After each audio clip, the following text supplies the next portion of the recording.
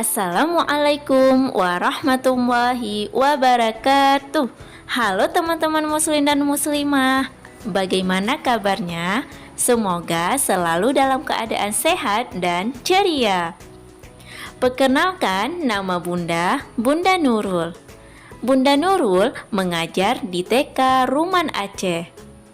Pada kesempatan kali ini, Bunda Nurul akan mengajak teman-teman untuk belajar di tema Aku Sayang Bumi. Salah satunya menjaga dan merawat lingkungan sekitar kita. Sebelum memulai belajar kita hari ini, mari kita mengucapkan basmalah terlebih dahulu. Bismillahirrahmanirrahim.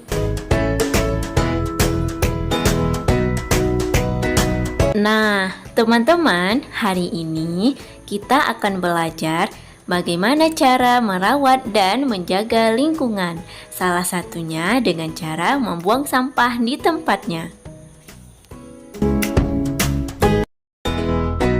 Banyak kita jumpai masyarakat atau orang-orang membuang sampah sembarangan.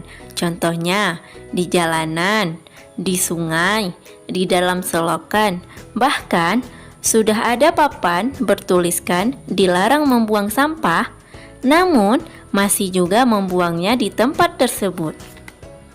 Akhirnya sampah bertumpuk menjadi kotor dan berbau tidak sedap.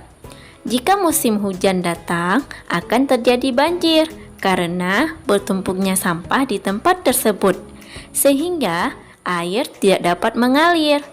Bahkan dapat mendatangkan penyakit dan mencemari lingkungan.